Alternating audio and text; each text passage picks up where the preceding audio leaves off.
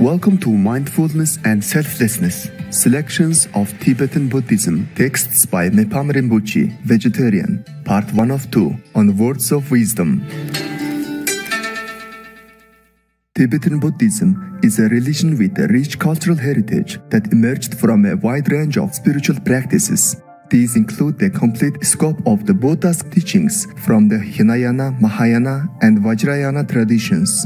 Different schools belonging to Tibetan Buddhism today include the Nyingma, founded by Padmasambhava, Kagyu, founded by Tilopa, Sakya, founded by Kangcho Khyalpo and his son Sachin Konga Nimpo, and Gelug, founded by Tsongkhapa Lobsang Tragpa. The teachings of Tibetan Buddhism focus on mindfulness of death and the ephemeral nature of life, leading to diligence in meditation and spiritual practice. Mandalas, prayer flags, and tanka paintings are visual reminders for practitioners on the path. Born in the region of Derge in eastern Tibet in 1846, Mipham Rinpoche was identified as an extraordinary child. At the early age of 6, he was already memorizing texts, and by the age of 10, he started composing numerous writings. He became an ordinary monk of the Ogmin-Ogyen mind-rolling lineage when he was 12. It is said that he fully mastered the extremely difficult mind-rolling system of chanting at the age of 15 or 16, after studying it for only a few days and praying to Manjushri Bodhisattva.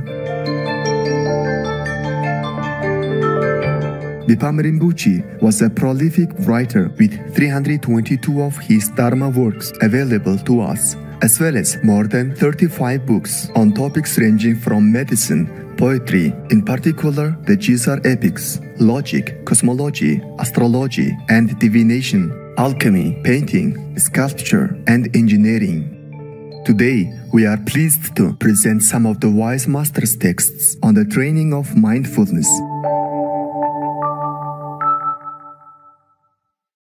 How to cultivate concentration. You might wish to drink the nectar of calm abiding, but unless you interrupt the stream of external activity, there is no way to prevent internal distraction, and you must eradicate this wandering within. Unless you stem the flow of mental distraction, you'll never arrive at single-pointed concentration. Build a secure dam, therefore, with mindfulness, and apply vigilance whenever you rest for a while. Return continually to the state of non-distraction and strive to extend the duration of the experience. When it becomes familiar, apply yourself further. Conquer the enemy, undercurrent thoughts, and generate calm. When you gain stability, continue until the practice is effortless and you achieve pliancy and genuine samatha calm abiding. Apply yourself uninterruptedly, balancing tension and repose. Prolonged training in what is difficult can be discouraging, so begin by strengthening your determination and diligence. Then in the middle, strive continually, without interruption. In the end, you will gain strength and savor the fruits of joy. This is how your efforts will yield their excellent reward. The importance of mindfulness and vigilance. When we settle evenly to look within, our mind's wild, discursive thought appears as limitless as ripples in a river, as indeterminable as a cloudless sky, as unceasing as a mighty torrent, and as aimless as the passing breeze. Indulging in this throughout time without beginning has not brought us even the slightest benefit. Now, setting ourselves up for such effects again in future, it is as if we are tormented, possessed by demons, or diseased. By continuing to indulge negative habits and tendencies, we'll revert, like an unfurled scroll, to the same predicament. It is these waves of uncontrolled distraction that are the source of the harm we inflict upon ourselves.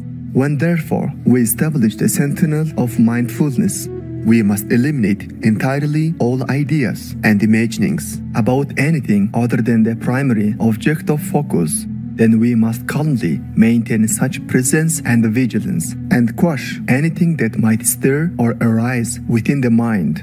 unless we can maintain an uninterrupted chain of vigilance. The samadhi of samatha will prove elusive even after 100 eons.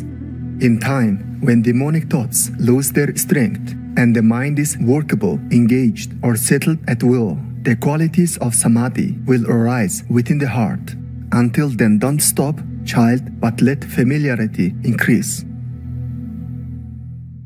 The Mahamudra practice of stillness, movement, and awareness.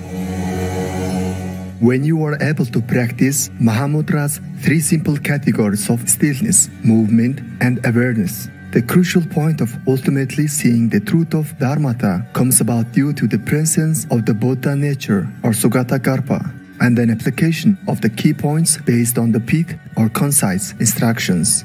Since the root of all phenomena lies in the mind, it is through seeking the key to your own mind that you will come to know mind's secret, gain insight into all phenomena, and realize the nature of selflessness.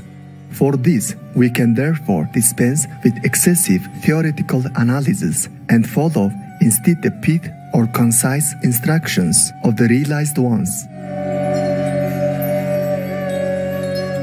When you turn within and look into your own mind, if it abides without any movement, that is what is referred to as stillness. When various forms of conceptualization occur, that is movement.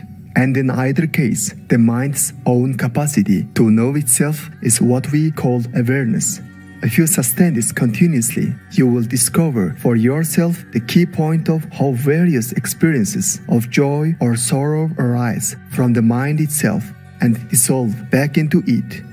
As long as you understand this, you will recognize that all perceptions are but the manifestations of your own mind. Then, by looking directly into mind's essence, whether it is still or active, you will understand that even though it manifests in varied ways, it's empty and lacks any kind of true essence. You will know too that this emptiness is not a blankness like empty space, but an emptiness that includes the most sublime of features, since while it is devoid of any true reality, its unceasing clarity still has the capacity to know and be aware of everything. When you understand mind's crucial secret in this way, the looker and that which is looked at are not separate, but there is an experience of genuine mind as such with its own natural luminosity. This is known as the recognition of awareness and is what is pointed out in Mahamudra and Chokching. If you can sustain this, your experience will develop as Saraha explained. As you look into the sky-like nature that has always been pure, seeing recedes. This is also the message of the Mother Prajnaparamita. Mind is devoid of mind. The nature of mind is clear light. There is nothing easier than this. Putting it into practice is crucial. Go ahead and make war. People like you don't know what else better to do but to make people hate you. Virtuous viewers, thank you for your company today for words of wisdom.